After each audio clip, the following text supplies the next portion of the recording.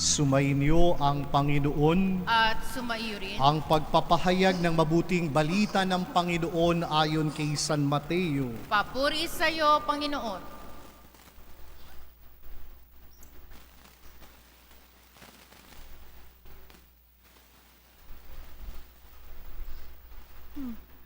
Noong panahong yun, sinabi ni Jesus sa kanyang mga alagad, "Kung ibig nino mang sumunod sa akin, limutin niya ang ukol sa kanyang sarili, pasanin ang kanyang krus at sumunod sa akin.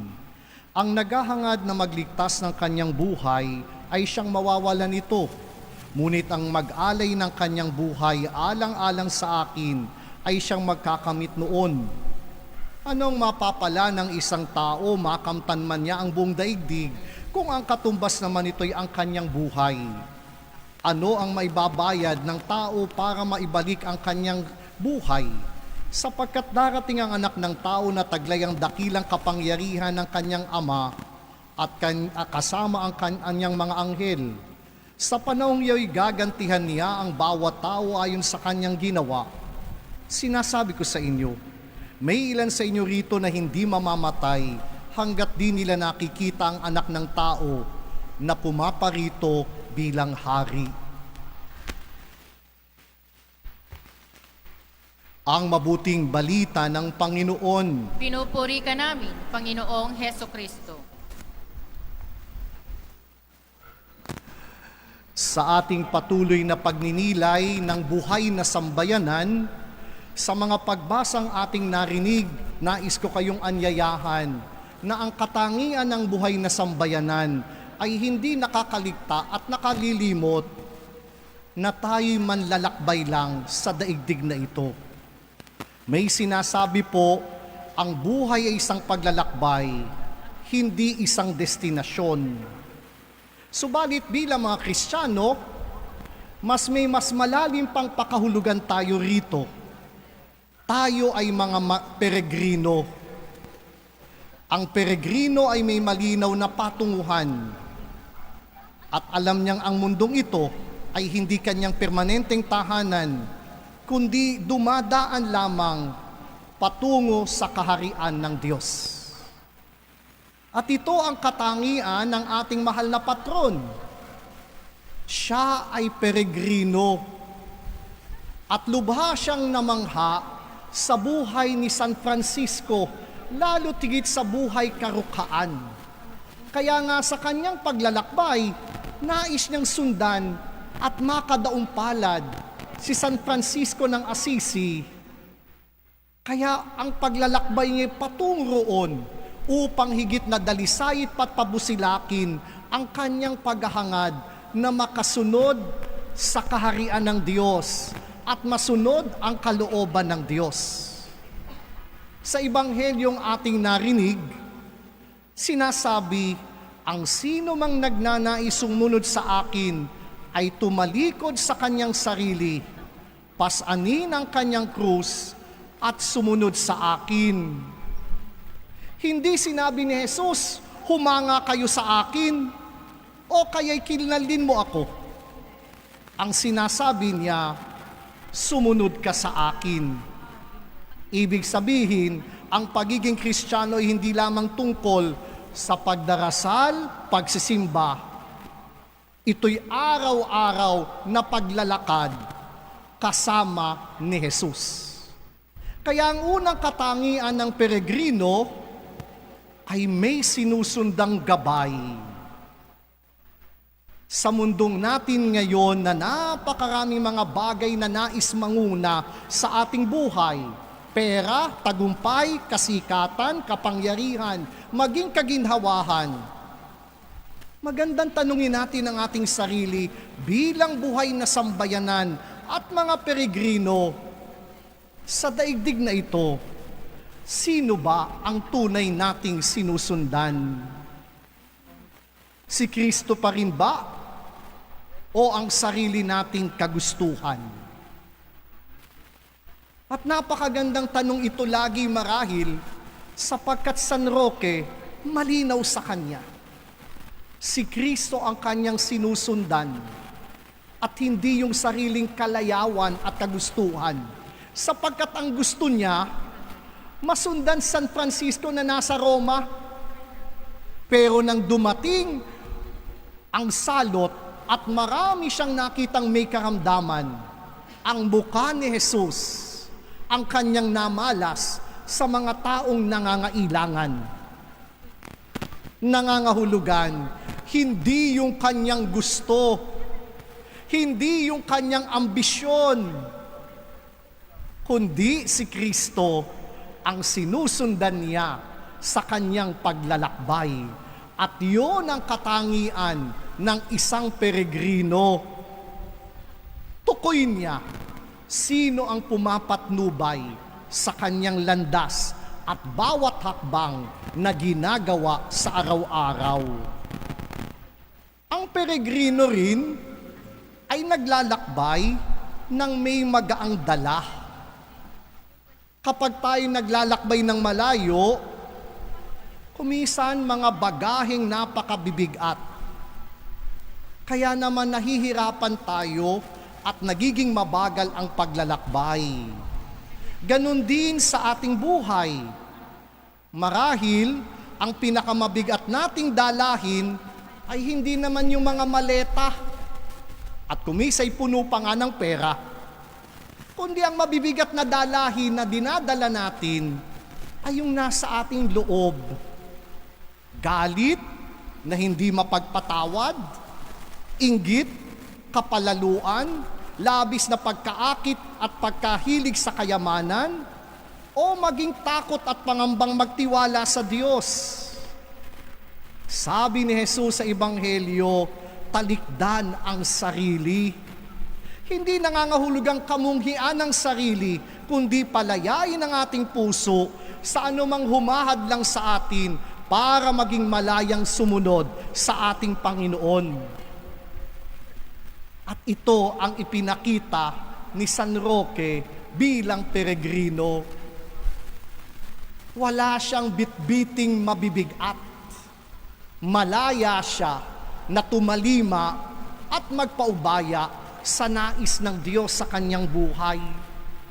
Kahit ang karangyaan, dahil anak siya ng gobernador, hindi niya pinanghawakan. Hinubad niya ang lahat ng ito bilang pagtalikod sa kanyang sarili.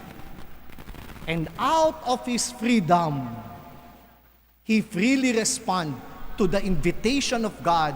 Even in the midst of suffering, he never falters in believing freely and obeying the will of God. At yun ang pagiging peregrino ng ating mahal na patron. Pangatlo, si San Roque ay nakilala nang siya'y mamatay dahil ang kanyang dibdib ay may marka ng krus. Anong sabi ni Jesus sa Ebanghelyo? Pasanin niyo ang inyong krus. Literally, si Roque ay may tanda ng krus sa dibdib at ito ang naging palatandaan ng siya'y mamatay. Sapagkat hindi naman siya kinilala ng agad-agad ng kanyang kababayan, sa halip ay pinagdudahang espiya, kaya namatay sa piitan. At nang makita ang krus sa dibdib ni Roque, he was identified by his relatives na ito ang anak ng dating gobernador. At doon, higit na nagningning ang kanyang kabanalan. Higit na nabasid nila ang kabutihan ng Diyos sa kanyang buhay. Marahil kapag inisip natin ang krus, ang ating nasa isip ay paghihirap. Ngunit para kay Jesus, ang krus ay pagmamahal na nananatiling tapat. Ang krus ay ang pagpili na magpatawad kahit masakit. Ang krus ay paninindigan sa katotohanan kahit mahirap. Ang krus ay paglilingkod kahit walang nakakakita ni pumapalakpak.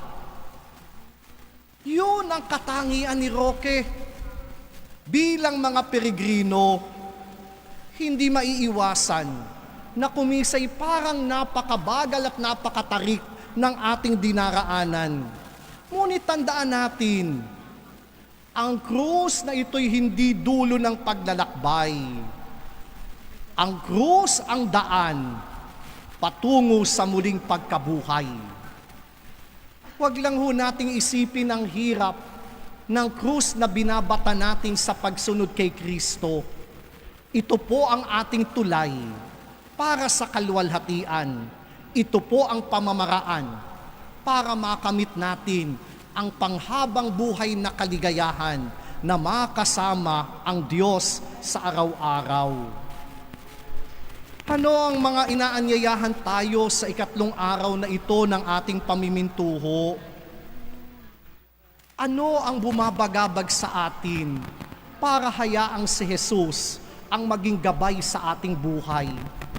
Ano ang mga pasanin natin bitbitin na nagiging balakid para malayang tumugon sa paanyayan sa atin ng Panginoon? Power on. At ano ang mga krus na binabata natin na waring mabibig at mahihirap? Pero kung ito'y lalaki pa natin ng pag-ibig, anumang bigat ng krus sa ating buhay ay magiging magaan sapagkat katuwang natin ng Diyos na nag-aantay sa atin para higit nating makamit ang kaluwalhatian sa kalangitan. Tandaan natin, lahat ng yaman sa daigdig ay ating iiwanan. Wala tayong mabibitbit.